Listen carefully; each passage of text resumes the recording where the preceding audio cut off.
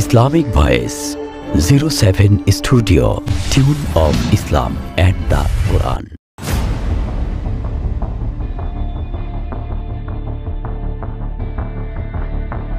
ভাই হালাল আপনি চিন্তিত কেন? ভাই দোকানদার দুটো চা দেন ভাই। আর বলিস না ভাই, ফসল নষ্ট হয়ে গেছে, ঘরে কোনো চাল ডাল নাই, পকেটে 1 টাকাও নাই ভাই।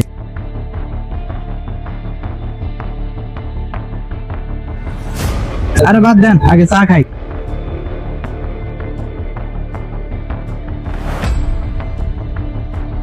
মনে হয় ভাই কারো থেকে টাকা টুকা ধার নিতে হবে ভাই। ধার নিতে পারিস, তবে কারো থেকে সুদে টাকা নিস। সুদে যদি না নিতে এত টাকা আমি কোথায় পাবো? আর গ্রামের মানুষজনের কাছ থেকে তো আর এত টাকা ধার নেওয়া যাবে না। এটা তো অবশ্যই।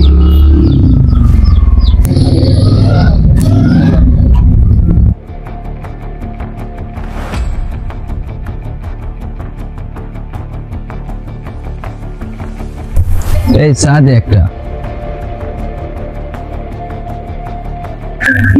কি অবস্থা? শুনলাম তোর বলে টাকার প্রয়োজন।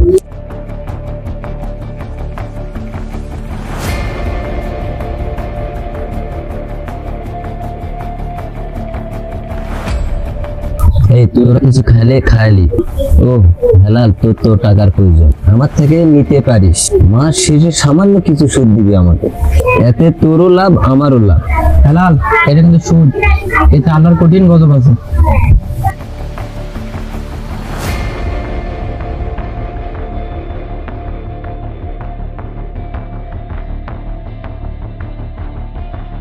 আচ্ছা টাকা লাগলে আসিস।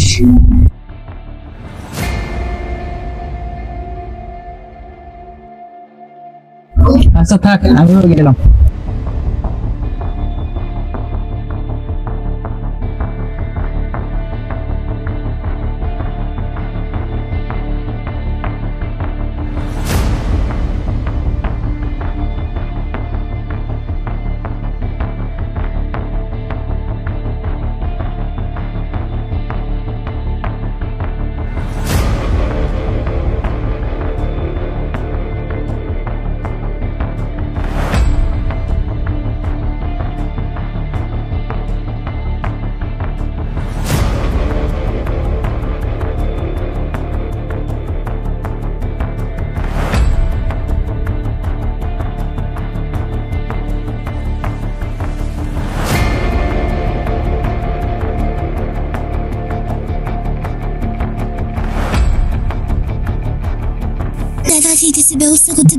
এখনো কিছু করতে পারিনি, তবে আমি চেষ্টা করছি। মনে হয় সাগর ভাইয়ের থেকে এখন সুদ নিতে হবে। আচ্ছা তুমি তো জানো এটা হারাম না, আর সাগর ভাই লোকে ভালো না, ছেলে মেয়েগুলো সকাল থেকে সেখানে শুধু কান্না করতেছে। আচ্ছা আমি দেখতেছি কি করা যায়।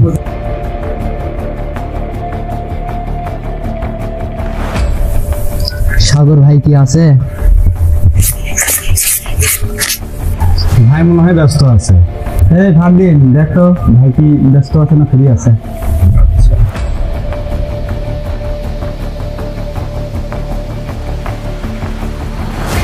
ভাই হালাল আইছে, পরে ভিতরে আসতে বল। আচ্ছা ভাই, ভিতরে যাইতে বলছে। আসসালামু আলাইকুম সাগর ভাই।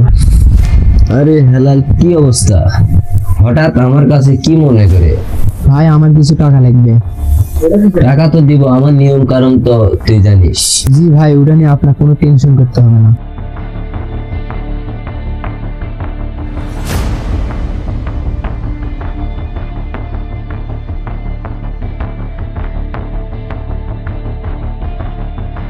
এই নে, পুরো 10,000 টাকা আছে। এই 10,000 টাকার সুদের টাকাটা সময় মতন দিয়ে দিস। জি ভাই ঠিক আছে, সমস্যা নাই, দিয়ে দেবো। আসসালামু আলাইকুম ভাই, গেলাম ভাই। আচ্ছা।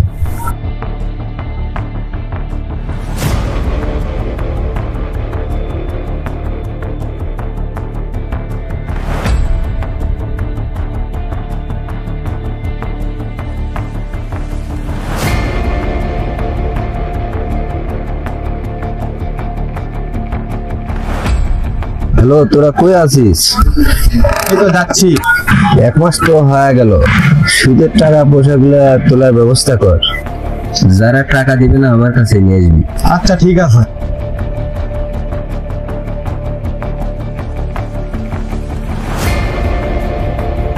সাইদি সাহেব, আজকে তো 13 তারিখ, টাকা দেওয়ার ডেট। ভাই আমার টাকা ব্যবস্থা হয় নাই, টাকা ব্যবস্থা হলে আমি দিয়ে দেবো। ওগুলা কথা চলবে না, চল ভাইয়ের কাছে চল। আজকে টাকা না দিতে পারলে ভাই নিয়ে যেতে বললো।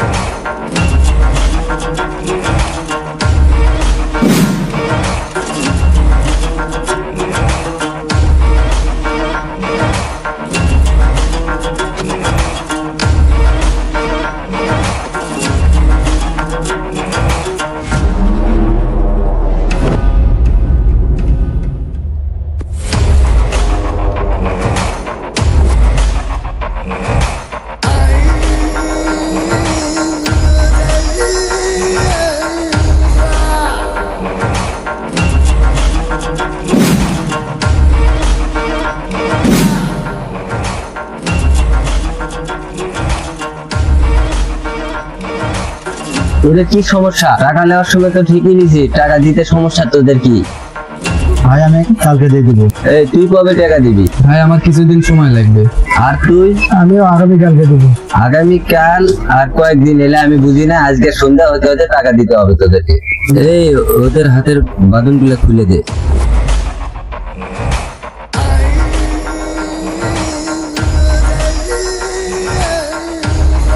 কি রে, আজকে তো হেলালেরও টাকা দেওয়ার ডেট ছিল, কোথায় ও? ভাই আপনি তো ওর কথা বলেননি। সন্ধ্যার সময় ওরেও আমার সাথে দেখা করতে বলবি। আচ্ছা ভাই ঠিক আছে।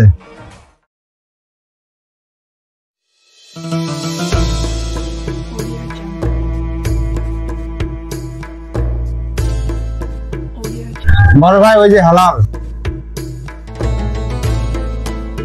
এ হেলাল, হেলাল সুদ সহ টাকাটা দে আমার। ভাই আমার এখনো ফসল বিক্রি হয়নি ভাই, আমাকে আর কয়েকদিন সময় দেন। আজকের মধ্যে টাকা দে, তাছাড়া সুদ বেড়ে যাবে। আমাকে আর কয়েকদিন সময় দেন ভাই, সুদ সহ সুদের টাকা সহ বুঝে দেবো। এই কিসের সময়? কোনো সময় দেওয়া যাবে না, আজকের মধ্যে তোর টাকা দিতে হবে। আজকের মধ্যে টাকা পয়সা না দেবে পারলে ওই সমস্ত জমা জমি আমার নামে লিখে দিবি। এই চল।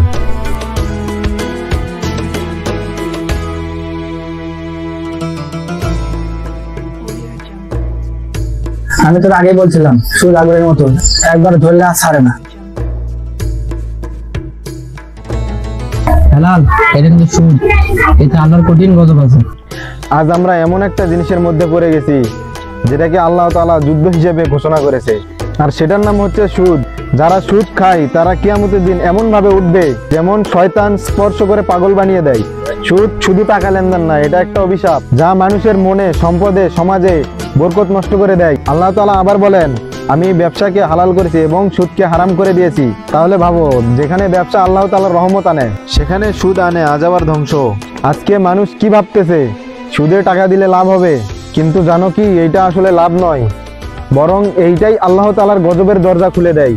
আল্লাহ তাআলা পবিত্র কোরআনের মধ্যে স্পষ্টভাবে বলেছেন, যদি তোমরা সুদ ত্যাগ না করো তাহলে আল্লাহ এবং তার রাসূলের সঙ্গে যুদ্ধ করার জন্য প্রস্তুত হয়ে যাও। কল্পনা করো ভাই, আমরা কি এত বেশি শক্তিশালী? আল্লাহ এবং রাসূলের সঙ্গে যুদ্ধ করতে পারবো? ঠিক বলেছেন হুজুর, আমি নিজেও একসময় সুদে টাকা নিয়েছিলাম, শেষে টাকা আসলেও শান্তি নাই এবং বরকত নাই। তাই আসো আমরা সবাই মিলে প্রতিজ্ঞা করি, সুদের টাকা নয় বরং হালাল উপায়ে আমরা সবাই রিজিক অর্জন করব। কারণ হালাল রিজিকে আছে শান্তি, বরকত এবং জান্নাতের পথ।